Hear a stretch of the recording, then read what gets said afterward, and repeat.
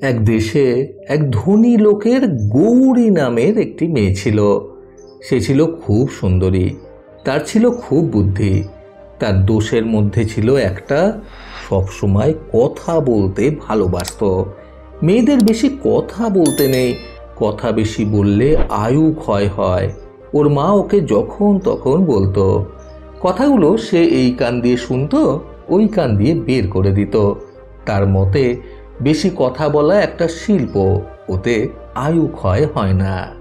গৌরী বড় হলো, বিয়ে হলো, শ্বশুর বাড়িতে গেল, কিন্তু তার সবসময় কথা বলার অভ্যাস গেল না।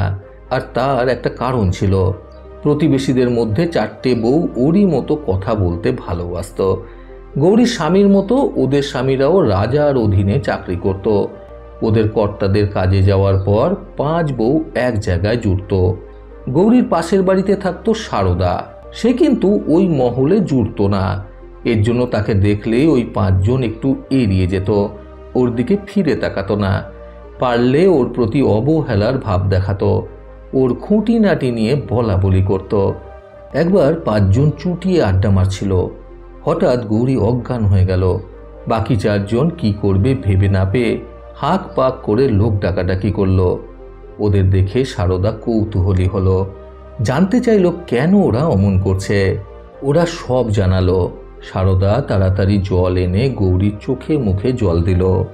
গৌরীর জ্ঞান ফিরে আসার পর 2-1টি লক্ষণ দেখে সারদা গৌরীকে বলল, তুমি মা হবে, একটু সাবধানে থেকো।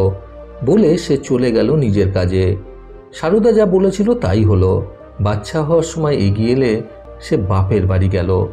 তারপর কয়েক মাস পরে একটা সুন্দর ছেলেকে কোলে করে নিয়ে শ্বশুর বাড়ি ফিরল। পাড়া প্রতিবেশীরা অনেকেই ওই শিশুকে দেখতে আসে, নানান ধরনের জিনিস এনে নবজাতকের হাতে তুলে দেয়। সারদাও এলো একদিন, বাচ্চাটাকে কোলে বসিয়ে নিজের তৈরি জামা পরিয়ে দিল। জামাটা সে নিজের হাতেই সেলাই করেছিল। গৌরীর ছেলের গায়ের মাপেই যেন সারদা তৈরি করেছিল, এত ভালো মাপে মাপে হয়েছিল তার গায়ে। ছেলের জন্য যত উপহার পেয়েছিল তার মধ্যে সারদার উপহারই গৌরীর কাছে খুব ভালো লাগলো। পরের দিন গৌরী তার পুরনো বন্ধু মহলে জানালো সারদার উপহারের কথা। শুনে ওরা বলল, আহা, অমন জামা সবাই সেলাই করতে পারে, তবে যতই হোক হাতের সেলাই কি মেশিনের সেলাইয়ের মতো অত সুন্দর হয়? আর ওর তো মেশিন নেই, আবার বাইরে থেকে মেশিনের সেলাই করা জামা কিনতে গেলে তো খরচ অনেক বেশি পড়ে যাবে। আসলে খরচ বাঁচানোর জন্যই সারদা হাতে সেলাই করেছে। ওর যে কত কষ্টে চলে তা কি আমরা জানি না? আমাদের কাছে কিছু নিলেই পারত। সারদা সম্পর্কে ওরা যা বলল গৌরী মন দিয়ে শুনল। সারদা কি কি করে মনে মনে ভাবল। সে কাপড় কাচে, সেলাই করে, বাগানে জল দেয়, বাগানের ফুল ফল আশেপাশের লোককে দেয়। ওর কর্তার সমস্ত জামা সে নিজেই সেলাই করে, বাড়ির লোকের ছোটোখাটো অসুখের চিকিৎসাও সে নিজেই করে। এইভাবে দিন চলছিল। একদিন গৌরীর কর্তা বলল, রাজাকে খতম করার একটা প্রস্তুতি নাকি চলছে, তবে একথা তুমি কাউকে বলো না, খুব সাবধান। পরের দিন গৌরী তার মহিলা মহলে একথা জানিয়ে বলল, তবে একথা তোমরা কাউকে বলো না, খুব সাবধান। দিন 5-এর মধ্যে কথাটা মুখে মুখে শোনা গেল। আর সেই 5ম দিনেই রাজার লোক এসে গৌরীর স্বামীকে ধরে নিয়ে গিয়ে কারাগারে পুরে দিল। গৌরী বুক চাপড়ে কান্নাকাটি করতে লাগলো। রাজাকে হত্যা করার ষড়যন্ত্রে জড়িত বলে রাজার লোক স্বামীকে ধরে নিয়ে যাওয়ায় মহিলা মহলের কেউ গৌরীর সঙ্গে কথা বলতে সাহস করত না। এ খবর পেয়ে সারদা ছুটে এসে গৌরীর সঙ্গে দেখা করল। সে যাতে ভেঙে না পড়ে তার জন্য তাকে সাহস দিল। সারদা বাড়ি ফিরে গিয়ে স্বামীকে সব বলল। তারপর কিভাবে গৌরীর স্বামীকে মুক্ত করা যায় সে সম্পর্কেও পরামর্শ দিল। সারদার স্বামী যখন রাজার সঙ্গে দেখা করার চেষ্টা করল, তার আগেই রাজা গৌরীর স্বামীর ফাঁসির হুকুম দিয়ে দিয়েছিলেন। সারদার স্বামীকে দেখে রাজা বিরক্ত হয়ে জিজ্ঞাসা করলেন, কি চাই?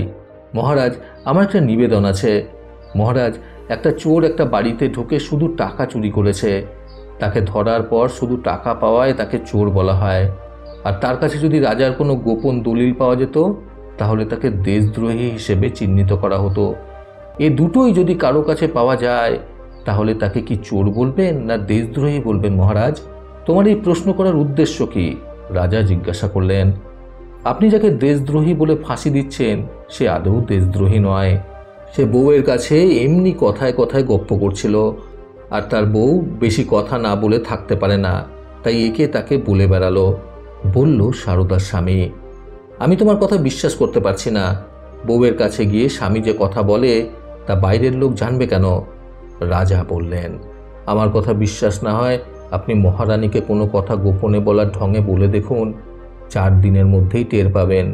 বলল সারদার স্বামী। রাজা ফাঁসি স্থগিত রেখে কতগুলো কথা রানীকে ডেকে গোপনে বললেন। পরের দিন রানী যে দাসীকে বেশি ভালোবাসতেন তাকে বললেন। কয়েকদিনের মধ্যেই কথাটা ছড়িয়ে পড়ল। রাজা নিজের ভুল বুঝতে পারলেন, গৌরীর স্বামীকে ছেড়ে দিলেন। আর সারা দেশে ঘোষণা করে দিলেন কেউ যাতে স্ত্রীদের কাছে কোনো গোপন কথা না বলে। স্বামীর মুক্তিতে গৌরী সারদার কাছে গিয়ে কৃতজ্ঞতা জানালো। তারপর গৌরী সারদাকে জিজ্ঞাসা করলো, আচ্ছা, তুমি তো কোনোদিন আমাদের অপকার করনি, পারলে উপকারই করে থাকো, তা সত্ত্বেও আমরা কেন তোমার সম্বন্ধে আজে বাজে কথা আলোচনা করে থাকি? সারদা বলল, এটাই তো স্বাভাবিক। মাঝে মাঝে তোমাদের আলোচনা করার কিছু থাকে না। যে কোনো লোক বা জিনিস সম্পর্কে আলোচনা করো, এর থেকেই বাড়িয়ে বলার অভ্যেস বেড়ে যায়। গৌরী বুঝতে পারল এই বাড়িয়ে বলার অভ্যাসের ফলে তার স্বামীকে মৃত্যুদণ্ড বরণ করতে হতো। তারপর থেকে সে ওই খারাপ অভ্যাস ত্যাগ করলো।